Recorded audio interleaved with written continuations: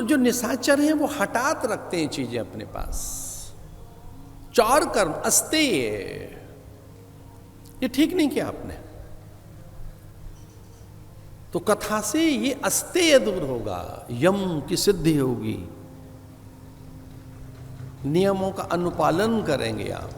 यम सिद्धि, यम नियम, शौच संतोष तपस स्वाध्याय ईश्वर प्राणिदान।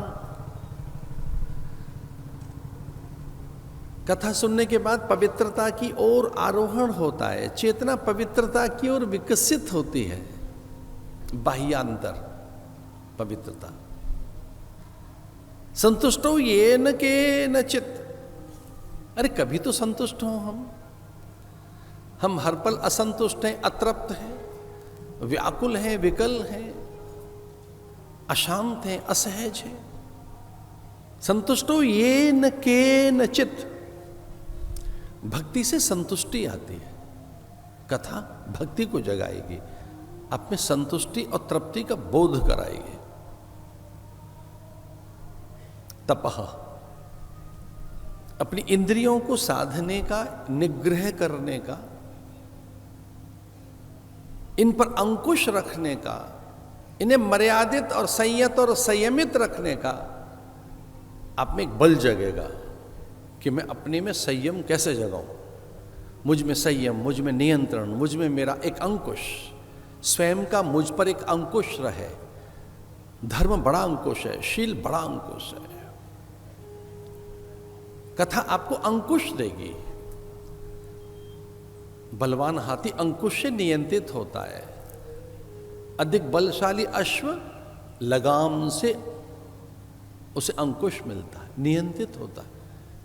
बहुत अधिक बलवान ऊंट भी नकेल से ठीक होता है, नकेल से नियंत्रित होता है ऊंट, लगाम से नियंत्रित होता अश्व। और गज के, हाथी के मस्तक के कहीं एक बिंदु पर एक मर्म स्थल होता है, उस पर अंकुश का प्रहार कर अथवा पद प्रहार कर भी हाथी को नियंत्रित करता है महावत। इतने बलशाली हाथी को बैठा देता है वो, उसे बोध कराता है कि दक्षिण दिशा में जाना है, पूर्व दिशा में जाना है, किस ओर जाना है, हाथी उस ओर चलता है। इतना बलशाली हाथी महावत के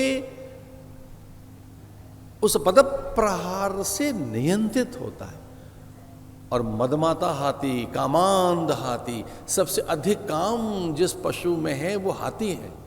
हाथी काम की अवस्था में वो अंधा हो जाता है, कामांध। हाथी को दिखता नहीं कुछ, जब उसका काम जगता है, उसमें 6-6 महीने तक काम रहता है हाथी में। जब उसमें कामावेश आता है तब अंकुश के प्रहार से हाथी को नियंत्रित करता है महावत। ये कथा हमें ऐसा बल देती है कि हम नियंत्रित कर सकें स्वयं को। एक अंकुश हमारे हाथ लगता है फिर कि हम इसे नियंत्रित कर पाते हैं। अपने ही मन को संयत, शांत, व्यवस्थित, संतुलित, मर्यादित, सीमाओं के साथ उसे एकीकृत करते हैं। मार्ग में भी तो कई बार संकेत मिलते हैं ना कि बस अब चल सकते हैं वाहन को लेकर, और कई बार मार्ग में सिग्नल पर होता क्या है, अगर ग्रीन है तो आप चल पड़िए, लेकिन अगर येलो है तो इसका अर्थ है सावधान, अब शांत हो जाइए, ये ठीक नहीं है। तो येलो में भी कई लोग रुकने लगते हैं एंड टोटली स्टॉप।